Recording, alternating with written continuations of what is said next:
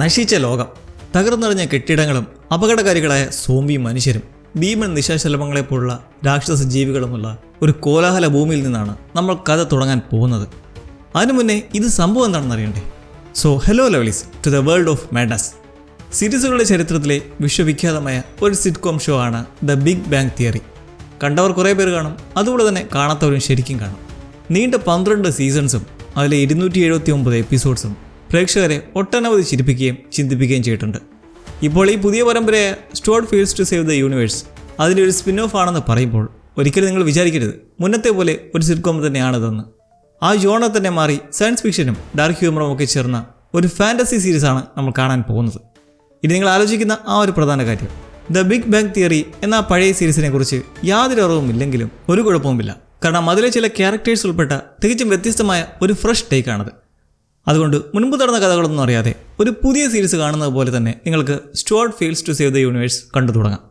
Start ചെയ്യും മുമ്പ് കുറച്ച് ബേസിക് കാര്യങ്ങളെക്കുറിച്ച് നോക്കിയാൽ, ലോകത്തിലെ ഏറ്റവും മികച്ച ബുദ്ധിമാന്മാരായ കുറച്ച് ശാസ്ത്രജ്ഞർ ചേർന്ന് ഒരു ക്വാണ്ടം മെഷീൻ കണ്ടുപിടിക്കാൻ ശ്രമിക്കുകയും ആ പരീക്ഷണം വലിയൊരു അബദ്ധത്തിൽ കലാശിക്കുകയും ചെയ്യുന്നു. അത് കാരണം ലോകം മുഴുവൻ നശിച്ച് തരിപ്പിടമാകുന്നു.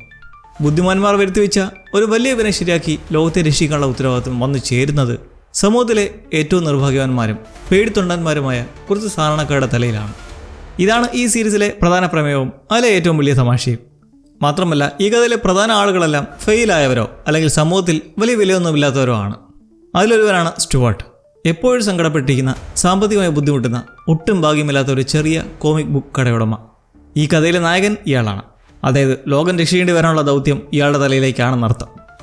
ബെർട്ട് വലിയ ശരീരപ്രകൃതിയുള്ള എന്നാൽ പെരുമാറ്റത്തിൽ വളരെ പാവമായിട്ടുള്ള ഒരു ജിയോളജിസ്റ്റ്.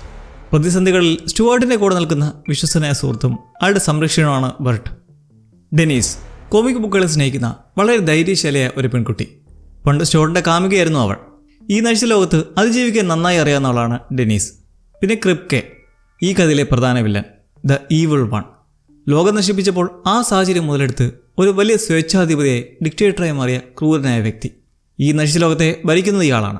പിന്നെ സീരീസിൻ്റെ സ്വഭാവം നോക്കിയാൽ ഇതൊരു സാധാരണ കുടുംബ കോമഡി സീരീസ് അല്ല, മറിച്ച് ഡാർക്ക് ഹ്യൂമർ സയൻസ് ഫിക്ഷൻ സീരീസാണ്. മുന്നേ പറഞ്ഞ പോലെ നശിച്ച ലോകവും പിന്നെ മൾട്ടിവേഴ്സ്, ഒരേ വ്യക്തികളുടെ തന്നെ വ്യത്യസ്തമായ രൂപങ്ങൾ ജീവിക്കുന്ന പാരലൽ യൂണിവേഴ്സ് ഈ കഥയിലുണ്ട്. ലോകം അവസാനിച്ചാലും തങ്ങളുടെ ചെറിയ ചെറിയ പ്രശ്നങ്ങളെക്കുറിച്ചും തർക്കങ്ങളെക്കുറിച്ചും ആലോചിച്ച് വിഷമിക്കുന്ന ഈ സാധാരണക്കാരുടെ സംസാരത്തിൽ നിന്നുമാണ് ഇതിലെ തമാശകൾ ഉണ്ടാകുന്നത്. കൂടിയ യുദ്ധങ്ങൾക്കിടയിൽ അകപ്പെടുന്ന പേടിത്തൊണ്ടന്മാരുടെ അവസ്ഥ വളരെ രസകരമായാണ് ഇതിൽ കാണിച്ചിരിക്കുന്നത്. അപ്പോൾ നമുക്ക് ആ ക്രാക്കന്മാരുടെ ലോകത്തേക്ക് കടന്നാലോ? തുടക്കം തന്നെ നമ്മൾ കാണുന്നത് അമേരിക്കയിലെ കാലിഫോർണിയയിലുള്ള പാസഡീന എന്ന നഗരത്തിലാണ്. ഒരു കാലത്ത് ശാസ്ത്രജ്ഞരും സാധാരണക്കാരും വളരെ സമാനത്തോടെ ജീവിച്ചിരുന്ന ഒരു നഗരമായിരുന്നു അത്. എന്നാൽ ഇപ്പോൾ ആ നഗരം പഴയതുപോലെയല്ല.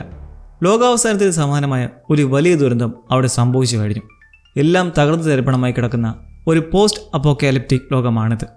ചുരുക്കത്തിൽ പറഞ്ഞാൽ, നശിച്ചുപോയ ഒരു ഭൂപ്രദേശം എങ്ങനെയായിരിക്കുമോ അതാണ് ഇന്നത്തെ പാസഡീന.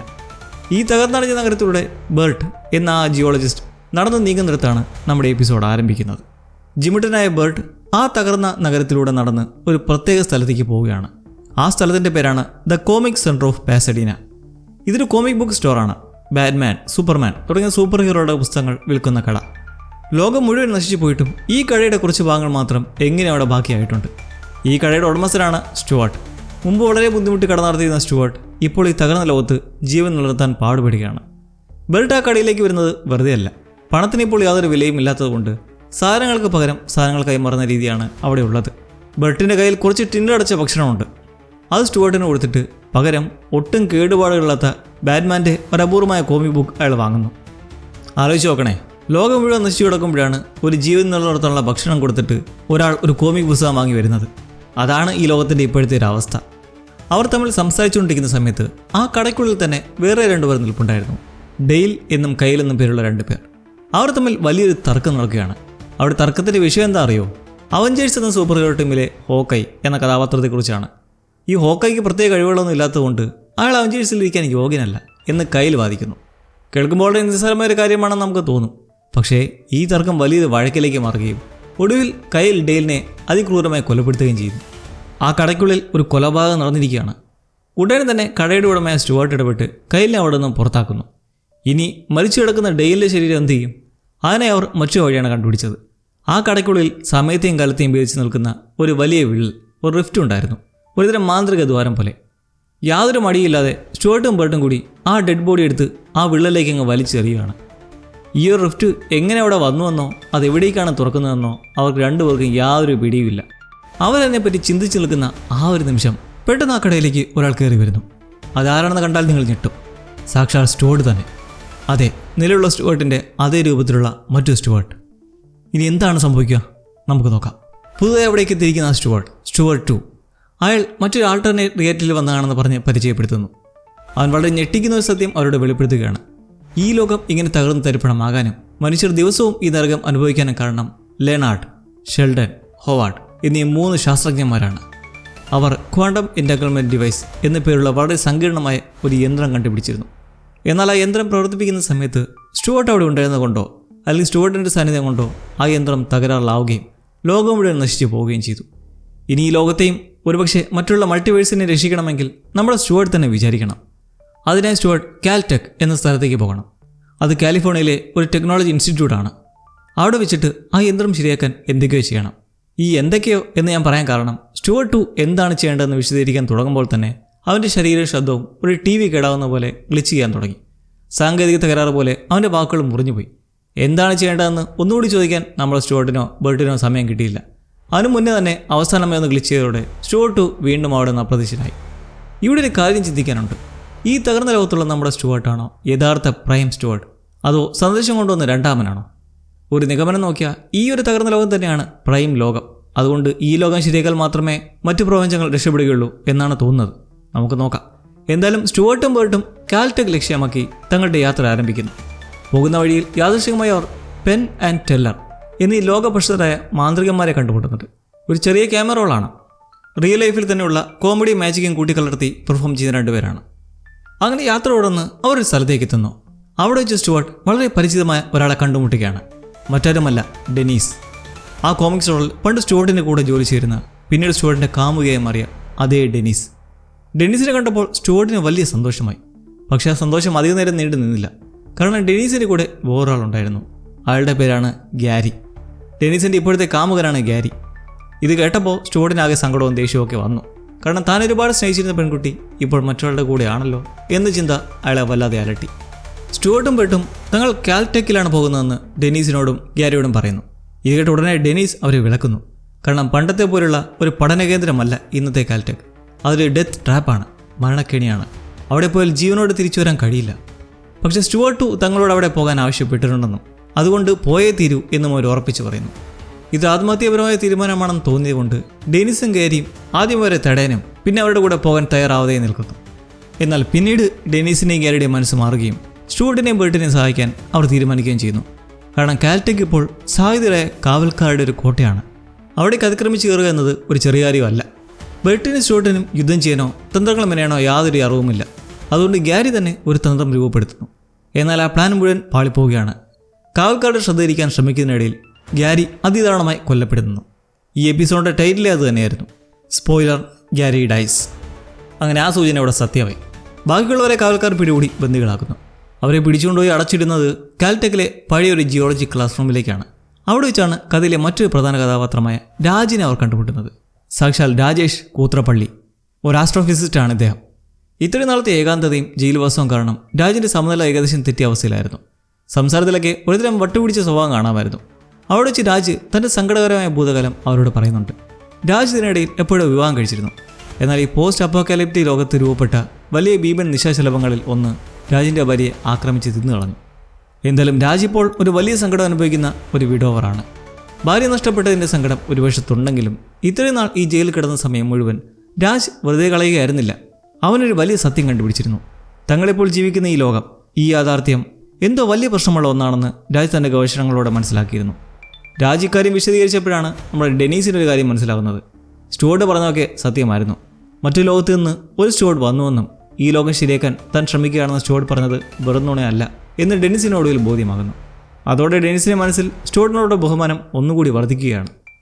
തുടർന്ന് രാജ് അവർക്ക് കാര്യങ്ങൾ കുറച്ചുകൂടി വ്യക്തമായി വിശദീകരിച്ചു കൊടുക്കുകയാണ്. ലിയോണാർഡും ഷെൽഡനും ഹോവാർഡും ആ ശാസ്ത്രജ്ഞന്മാർ ചേർന്ന് നിർമ്മിച്ചത് ഒരു സാധാരണ മെഷീൻ അല്ലായിരുന്നു. അതൊരു വാരി സ്റ്റേറ്റ് ക്വാണ്ടം ഇൻ്റർഫിയറൻസ് ഡിവൈസ് ആയിരുന്നു. ആ യന്ത്രത്തിൻ്റെ പ്രവർത്തനം തകരാറിലായതുകൊണ്ടാണ് ലോകം ഈ അവസ്ഥയിലായത്. ഇനി ഈ ലോകം പഴയതുപോലെ മനോഹരമാകണമെങ്കിൽ ആ യന്ത്രം റീസെറ്റ് ചെയ്യണം. പക്ഷേ അതിനൊരു വലിയ തടസ്സമുണ്ട്. ദ ഈവിൾ വൺ എന്ന് വിളിക്കപ്പെടുന്ന ഒരു വലിയ ദുഷ്ടൻ ഇത് റീസെർച്ച് ചെയ്യാൻ സമ്മതിക്കില്ല എന്ന് രാജ് പറയുന്നു. കാരണം അയാൾക്ക് ഈ നശിച്ച ലോകം തന്നെയാണ് ഇഷ്ടം. ആരാണ് ഈ ഈവിൾ വൺ? ബാരി ക്രിപ്കെ. ലോകം തകർന്നടിച്ചപ്പോൾ യാതൊരു എതിർപ്പുമില്ലാതെ അധികാരത്തിലേക്ക് വന്ന ഒരു ക്രൂരനായ ഭരണാധികാരിയാണ് ക്രിപ്കെ. ഈ നശിച്ച ലോകം അവന് വളരെ പ്രിയപ്പെട്ടതാണ്.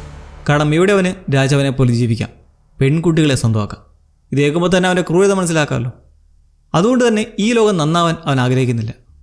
ഇതൊക്കെ പറഞ്ഞുകൊണ്ടിരിക്കുമ്പോൾ തന്നെ സാക്ഷാൽ ക്രിപ്കെ തൻ്റെ പട്ടാളക്കാരുമായി ആ മുറിയിലേക്ക് കടന്നു വരുന്നു. ഡെനീസിനെ കണ്ട ഉടനെ ക്രിപ്കയുടെ കണ്ണുകൾ അവളുടെ മേലായി. അവളെ പിടിച്ച് കുളിപ്പിച്ച് വൃത്തിയാക്കി തൻ്റെ അടുത്തേക്ക് കൊണ്ടുവരാൻ ക്രിപ്കെ തൻ്റെ ഗാർഡുകളോട് നിർദ്ദേശിക്കുന്നു. ഇത് കണ്ട ഉടനെ ഡെനീസിനെ രക്ഷിക്കാൻ നമ്മുടെ സ്റ്റുവർട്ട് മുന്നോട്ട് ചാടുന്നുണ്ടെങ്കിലും കരുത്തനായ ഒരു ഗാർഡ് തോക്കിൻ്റെ പാത്തി കൊണ്ട് സ്റ്റുവർട്ടിൻ്റെ തലക്കടിച്ച് അയാളെ ബോധം കെടുത്തുന്നു. ഡെനീസിനെ അവർ പിടിച്ചുകൊണ്ട് പോവുകയും ചെയ്യുന്നു. കുറച്ച് സമയത്തിന് ശേഷം സ്റ്റുവർട്ടിനെ ബോധം വരുമ്പോൾ ബർട്ട് ഒരു പുതിയ പ്ലാൻ തയ്യാറാക്കിയിട്ടുണ്ടായിരുന്നു. ഈ മുറി നമ്മുടെ ബർട്ടിൻ്റെ പഴയ ജിയോളജി ക്ലാസ് റൂമാണ്. അവിടെയുള്ള രാസവസ്തുക്കളും മറ്റും പ്രയോഗിച്ച് ബർട്ട് കുറച്ച് നാടൻ ബോംബുകൾ DIY ഗ്രനേഡ്സ് ഉണ്ടാക്കിയിരുന്നു. അതുപയോഗിച്ച് ഗാർഡുകളെ ആക്രമിച്ച് ഡെനീസിനെ രക്ഷിക്കാം. അതിനുശേഷം നേരെ പോയി ആ ക്വാണ്ടം മെഷീൻ ശരിയാക്കാം എന്നതായിരുന്നു ബർട്ടിൻ്റെ പ്ലാൻ. അങ്ങനെ ആ പ്ലാൻ അവർ നടപ്പിലാക്കുന്നു. വളരെ രസകരമായ ഒരു ആക്ഷൻ സീക്വൻസ് ആണ് പിന്നീട് വരുന്നത്. ആ ബോംബുകൾ എറിഞ്ഞ് അവർ കുറേ ഗാർഡ്സിനെയൊക്കെ വീഴ്ത്തുന്നുണ്ട്. എന്നാൽ അവർ ഡെനീസിനെ രക്ഷിക്കാൻ എത്തുമ്പോഴേക്കും വലിയൊരു അത്ഭുതം അവർ കാണുന്നു. ഡെനീസ് സ്വന്തമായി തന്നെ ക്രിപ്കയുടെ പിടിയിൽ നിന്നും രക്ഷപ്പെട്ടിരുന്നു. എന്ന് മാത്രമല്ല, അവൾ ഒറ്റയ്ക്ക് ക്രിപ്കയെ ഇടിച്ച് അവശനാക്കി ഇടുകയും ചെയ്തിരുന്നു. ഡെനീസിൻ്റെ ആ ധീരത കണ്ട് സ്റ്റുവർട്ടിന് വലിയ സന്തോഷമായി. അതിനുശേഷം സമയോട്ടം കളയാതെ സ്റ്റുവർട്ടും ബർട്ടും ഡെനീസും രാജും ആ ക്വാണ്ടം യന്ത്രം ഇരിക്കുന്ന പ്രധാന ലാബിലേക്ക് ഓടുന്നു. അവിടെ അവർ എത്തിയ ഉടനെ രാജ് ആ യന്ത്രം ശരിയാക്കാനുള്ള പണികൾ തുടങ്ങുകയാണ്. രാജിലാണ് ഇപ്പോൾ ഇവരുടെയെല്ലാം പ്രതീക്ഷ. കാരണം അവനല്ലേ കാര്യങ്ങൾ അറിയാവുന്നത്. ബാക്കി മൂന്നുപേരും രാജ് എന്ത് അത്ഭുതമാണ് ചെയ്യാൻ പോകുന്നത് എന്ന് വളരെ ആകാംക്ഷയോടെ നോക്കി നിൽക്കുകയാണ്. എല്ലാവരുടെയും ശ്രദ്ധ ആ യന്ത്രത്തിലായതുകൊണ്ട് തന്നെ അവിടെ ഒരു വലിയ കാര്യം ശ്രദ്ധിക്കാൻ വിട്ടുപോയി. ഇടിയുടെ ക്ഷീണം മാറി കയ്യിലൊരു തോക്കുമായി ക്രിപ്കെ പതുക്കെ ലാബിലേക്ക് കടന്നു വരുന്നത് അവരാരും കണ്ടില്ല. ക്രിപ്കെ നേരെ വന്ന് യാതൊരു ദൈവമില്ലാതെ രാജിൻ്റെ പുറത്തേക്ക് വെടിവെക്കുന്നു.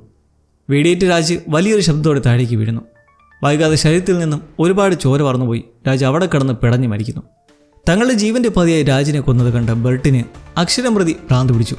അയാൾ ക്രിപ്കയുടെ മേൽ ചാടി വീഴുകയും എന്നിട്ട് മൃഗീയമായി ഇടിച്ച് പഞ്ഞിക്കിടുകയും ചെയ്യുന്നു. ഇതിനിടയിൽ രാജ് പാതി വഴിയിൽ ഇട്ടിട്ട് പോയ ആ യന്ത്രം ശരിയാക്കാൻ സ്റ്റുവർട്ടും ഡെനീസും ചേർന്ന് ശ്രമിക്കുന്നുണ്ട്. പക്ഷെ അവർക്ക് ഈ ക്വാണ്ടം ഫിസിക്സിനെ കുറിച്ചോ ആ യന്ത്രത്തെക്കുറിച്ചോ യാതൊരു അറിവുമില്ലായിരുന്നല്ലോ. അതുകൊണ്ട് തന്നെ അവരെന്തൊക്കെയോ ബട്ടണുകൾ അമർത്തി ആ യന്ത്രത്തിൻ്റെ സിസ്റ്റം ആകെ കുളമാക്കുന്നു. ഇവിടെയാണ് ഈ എപ്പിസോഡിൻ്റെ ഏറ്റവും ത്രില്ലിംഗ് ആയിട്ടുള്ളൊരു ക്ലൈമാക്സ് വരുന്നത്. സ്റ്റുവർട്ടും ഡെനീസും തെറ്റായ രീതിയിൽ പ്രവർത്തിപ്പിച്ചതുകൊണ്ട് ആ ക്വാണ്ടം മെഷീൻ പെട്ടെന്നൊരു വലിയ ഊർജ്ജത്തോടെ പ്രവർത്തിക്കാൻ തുടങ്ങുന്നു. ലാബിനുള്ളിൽ ഒരു വലിയ പ്രകാശവും കാന്തിക വലയം രൂപപ്പെടുന്നു. ഇത് കണ്ട് എന്തോ അബദ്ധം പറ്റിയതായി മനസ്സിലാക്കി ഡെനീസ് ഒളിച്ചിരിക്കുന്നതും ആ യന്ത്രം പെട്ടെന്ന് സ്റ്റുവർട്ടിനെയും ബർട്ടിനെയും നിലത്തിടങ്ങുന്ന ക്രിപ്കയെയും അതിനുള്ളിലേക്ക് വലിച്ചെടുക്കുന്നു. ഡെനീസ് ഒരു ഡെസ്കിൻ്റെ അടിയിൽ ഒളിച്ചിരുന്നുകൊണ്ട് അവളതിൽ പെട്ടില്ല.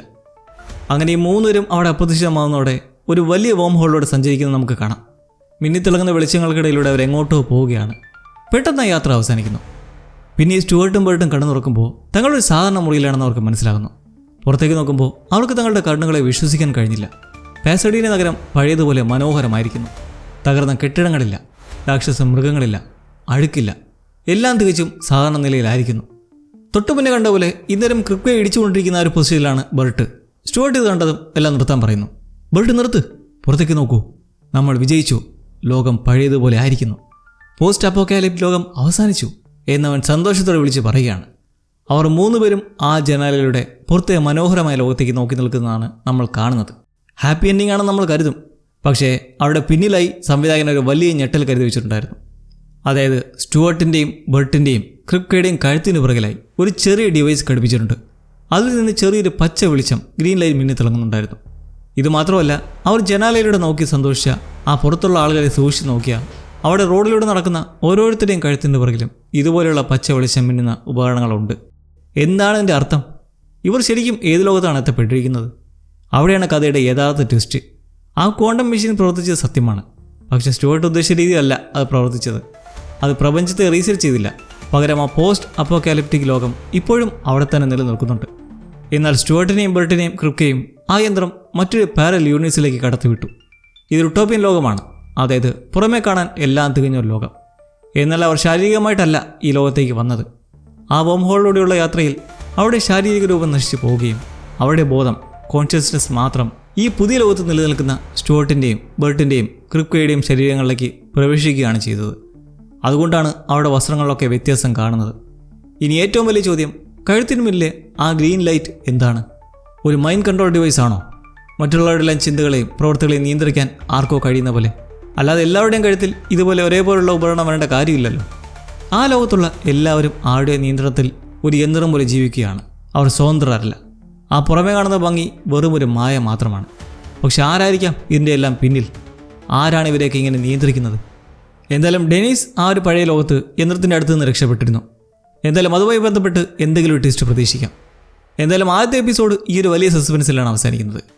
അപ്പോൾ അടുത്ത എപ്പിസോഡ് വിശേഷങ്ങളുമായി നമുക്ക് വീണ്ടും കാത്തിരുന്ന് കാണാം. See you lovelies and take care.